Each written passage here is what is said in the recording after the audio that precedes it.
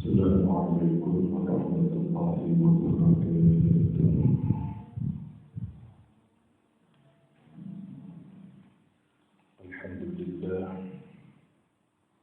Alhamdulillah rabbil alamin. Allahu rabbus samawati wal ardi fi sittati ayyamin thumma istawa 'alal 'arsy. Ya'lamu ma yaliju fil ardi wa ma yakhruju minha. وَمَا يَنزِلُ مِنَ السَّمَاءِ وَمَا يَعْرُجُ فِيهَا وَهُوَ مَعَكُمْ أَيْنَمَا كُنتُمْ وَاللَّهُ بِمَا تَعْمَلُونَ بَصِيرٌ. أشهد أن لا إله إلا الله وحده لا شريك له وأشهد أن محمدا عبده ورسوله. اللهم صل وسلم وبارك على سيدنا وحبيبنا وشفيعنا محمد صلى الله عليه وسلم وعلى آله وأصحابه ومن تبعهم بإحسان إلى يوم الدين. إني ذاهب إلى ربي السيحدين. Hadirin rahimahullah, ada satu jalan, ada satu kesibukan, ada satu amalia yang membuat kita sanggup memahami hakikat kehidupan ini, sanggup memahami apa yang paling utama dalam kehidupan ini, yaitu kita harus dengan sungguh-sungguh memohon kepada Allah, memahami kenyataan hidup ini, apa batas-batas antara bumi dan langit, batas antara yang fana dengan yang kekal, batas yang hak dan yang batil, batas yang manfaat atau tidak bermanfaat.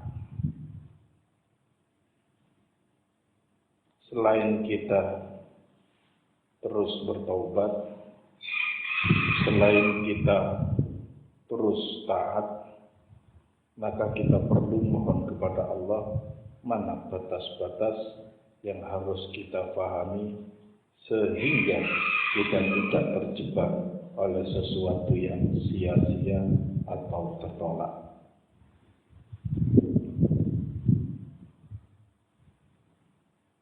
Mungkin selama ini kita beranggapan banyak manfaat yang telah kita perbuat. Mungkin selama ini kita sudah banyak ketaatan yang kita kerjakan. Namun antara ikhlas dan tidak ikhlas, batasnya hanya Allah dan diri kita yang tahu. Amal perbuatan manusia, ada amal yang kekal, ada amal yang fana. Manusia berbuat baik. Apakah perbuatan baik itu habis tergerus oleh kefanaan atau sempurna tersembunyi dalam keabadian? Contoh, ada orang sedekah. Ada orang sedekah, ada orang sedekah yang sembunyi-sembunyi, ada orang yang sedekah terang-terangan. Apakah yang sembunyi-sembunyi itu diterima atau yang terang-terangan itu tertolak? Atau mungkin sebaliknya, yang terang-terangan diterima, yang sembunyi-sembunyi ditolak. Maka inilah yang saya katakan, harus kita pahami batas-batas dari kehidupan ini. Ada orang yang sedekahnya terang-terangan, Tapi yang dirindukan, yang diinginkan dari amal terang-terangan itu adalah keridhaan Allah. Sehingga tidak sibuk dengan gunjingan orang lain, tidak tersinggung dengan sebutan orang lain. Ada orang yang amalnya tersembunyi, sangat tersembunyi. Tetapi yang dirindukan adalah dia disebut orang yang ikhlas, dia disebut orang yang alim, dia menjadi merasa mulia dibanding orang lain. Nah, maka apa batas-batasnya antara amal yang sama bisa masuk pada amal yang fana dan rusak? Ada amal yang sama menuju kemuliaan Allah, yang dikerjakan sama tapi efeknya berbeda. Hadirin rahimakumullah, untuk memahami semacam ini kita harus sadar benar tentang keburukan diri sendiri. Kalau kita mempunyai satu titik kelemahan akhlak kita, maka berbuatlah sebaliknya dari keburukan akhlak kita. Kalau kita masih senang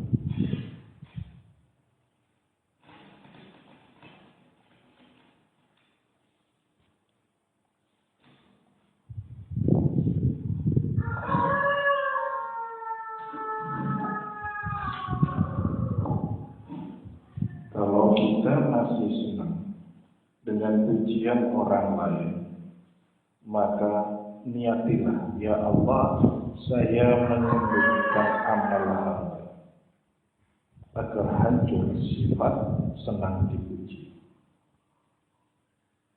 Salah satu sebab kita memahami batas-batas kemanfaatan itu harus berulang dari sifat buruk kita, tidak semata-mata berpedoman kepada Al-Quran dan Sunnah. Kalau tahu kita ini suka pamer ilmu, maka belajarlah untuk diam dengan satu tujuan, ya Allah, hancurkan sifat sombong hamba. Tapi kalau kita sudah tidak tersinggung, sudah tidak lagi tersinggung dengan cemooh orang, kalau kita sudah tidak tersinggung dengan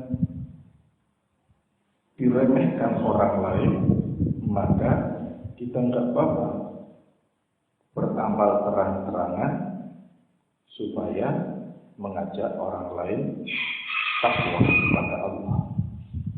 Ketika kita dihina, disepelekan, sudah tidak ada masalah. Memang kita sudah tidak memiliki efek terhadap ujian, juga tidak memiliki efek terhadap cacian.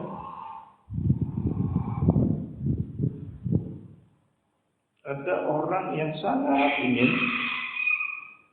diakui, maka beramallah yang membuat kita semakin dijauhkan dari orang lain. Apa itu? Amal-amal yang senantiasa kita berdua saja bersama Allah. Ketahuilah, batas-batas itu antara yang nisbi dan yang abadi itu hanya kita dan Allah yang tahu. Pelajari itu, mohon pada Allah, sehingga amal perbuatan kita menjadi mulia. Kalau ada satu batas, maka kalau kita melampaui batas itu, amal kita terbakar, habis. Tapi kalau kita itu habis tidak bermanfaat, Tapi kalau amal kita itu tertahan, tidak sampai melampaui batas itu, insya Allah membuat kita semakin nikmat dalam melakukan ketaatan kepada Allah. Boleh jadi kita merasa amal kita baik dan bermanfaat, tapi sesungguhnya kita itu belum masuk batas kemanfaatan dan keabadian, yaitu surga. Boleh jadi kita itu merasa amal kita ini jelek, buruk karena banyak dihina dan diremehkan orang. Boleh jadi itu yang masuk pada batas-batas kerahasiaan yang Allah senangi. Jadi kalau kita berbuat sesuatu, haruslah kita belajar di mana amal itu akan diterima oleh Allah atau akan habis dalam perputaran kefanaan dunia ini. Ada orang yang beramal sangat hebat tapi ditolak oleh Allah. Ada orang berbuat maksiat, bertobat hanya sesaat, diterima oleh Allah. Kita tidak pernah tahu mana yang Allah senangi dari amal perbuatan kita. Untuk melihat batas itu, perbuatan itu menyenangkan kita atau menyenangkan Allah. Pertama, kalau kita beramal, kita berbuat, tanyakan pada hati kecil kita, ini perbuatan yang menyenangkan kita atau menyenangkan Allah? Menyenangkan kita atau menyenangkan Allah?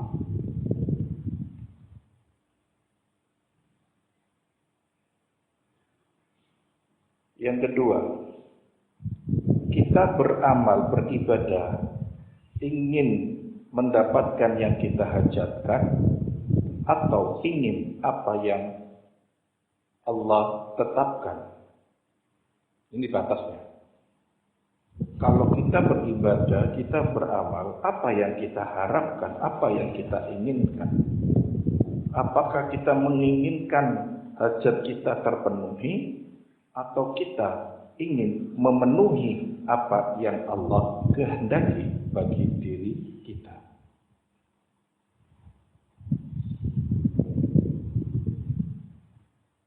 Apa batas-batas tadi? Yang pertama, sadari keburukan, maka hancurkan dengan amal perbuatan kita dengan sebaliknya. Kalau kita senang pamer, maka sembunyikan. Kalau kita ini sudah kuat dihujat, maka berbuatlah. Enggak apa-apa dilihat orang, karena kita sudah tidak tersinggung. Yang kedua, kita menyenangkan diri kita atau menyenangkan Allah. Yang ketiga, kita beribadah untuk memenuhi hajat pribadi kita atau sanggup memenuhi hajat Allah kepada diri kita. Ini batas-batas yang harus kita pikirkan untuk berbuat kebajikan di muka bumi ini. Yang ketiga, amal itu dipengaruhi oleh masa lalu atau tidak? Maksudnya apa? Ada orang itu miskin terus mulai lahir sampai tua, sehingga semangat ingin kayanya itu luar biasa, sehingga semua perbuatannya ingin kaya. Mulai bangun sampai tidur, mulai melek sampai merem, mulai bismillah sampai salam, semuanya ingin kaya.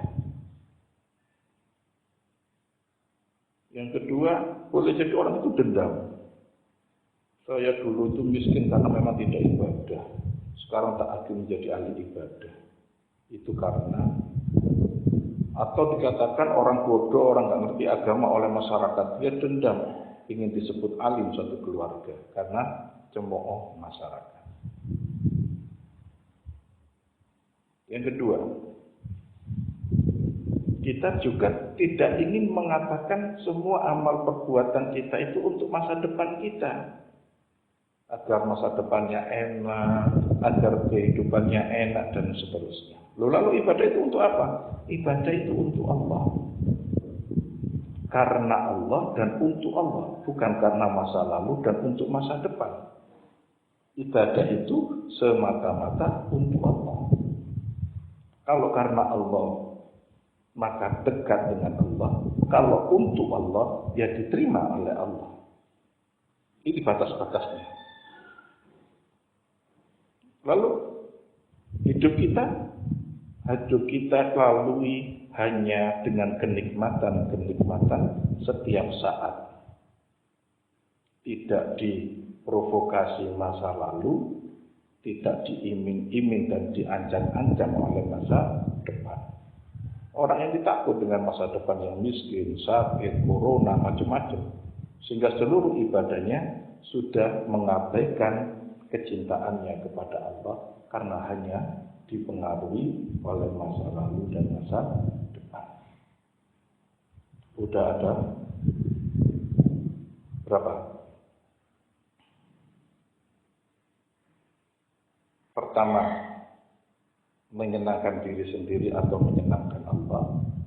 Yang kedua, kita beramal untuk mendapatkan hajat atau memenuhi hajatnya Allah. Yang ketiga,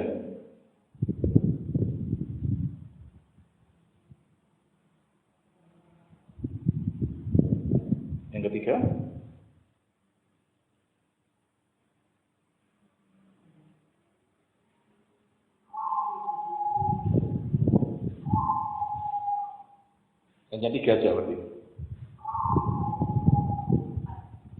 Satunya lagi.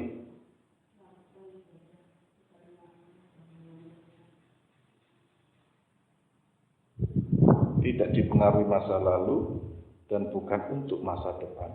Semata-mata murni untuk Allah.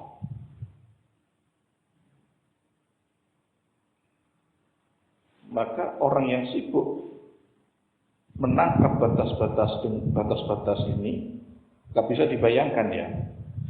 Nggak bisa dibayangkan bentuknya apa batas-batas itu. Nanti kalau kita paham batas-batas itu, kita sanggup batas-batas itu kita pahami, maka kita oleh Allah digenggam dalam satu wilayah orang-orang yang beriman, yang terjaga dan diberi petunjuk oleh Allah. Wilayah itu memang dalam naungan rahmatnya Allah. Sebagian besar akhir zaman itu orang melampaui batas sehingga lepas dari lindungan Allah. Lepas dari perlindungan Allah. Tapi kalau orang ini menjaga batas-batasan akidahnya, keikhlasannya, maka dia akan masuk dalam perlindungan dan hidayahnya Allah. Kalau kita paham ini, kita akan bahagia hidup dunia sampai akhirat. Kita tidak lelah dengan perputaran dunia, fitnah dunia, rebyeknya dunia. Lepaskan, kita nggak boleh takut arus yang menyesakkan pikiran, menyesakkan dada kita. Kita ini hidup semata-mata hanya untuk Allah. Sekali lagi, jangan asal beramal kalau malam merenungkan apa-apa yang telah kita perbuat. Kalau kita belum seperti yang Allah kehendaki, bertobatlah, mintalah kita dikembalikan kepada jalannya Allah, yaitu jalan-jalan orang yang tidak melampaui batasan-batasan. Maka dialah orang yang beruntung. Kalau kita sudah merasa masuk dalam hal-hal yang tidak melampaui batas, maka bersyukurlah, mohon pada Allah ditetapkan, diistiqomahkan di dalam jalannya Allah. Ingat yang saya tambahkan tadi, berbuatlah, pahamilah keburukan diri sendiri. Pahami keburukan diri sendiri, maka jangan beramal memperturutkan keburukan diri sendiri. Berbuatlah sebaliknya. Kalau suka marah, maka berbuatlah memaafkan. Kalau suka berkata jelek, maka gantilah berzikir. Pahami keburukan diri supaya kita tidak melampaui batas. Aku qouli hadza wa astaghfiru innahu wal ghafurur rahim. Subhanakallahumma wa bihamdika asyhadu an la ilaha illa anta astaghfiruka wa atubu ilaik. Assalamualaikum warahmatullahi wabarakatuh.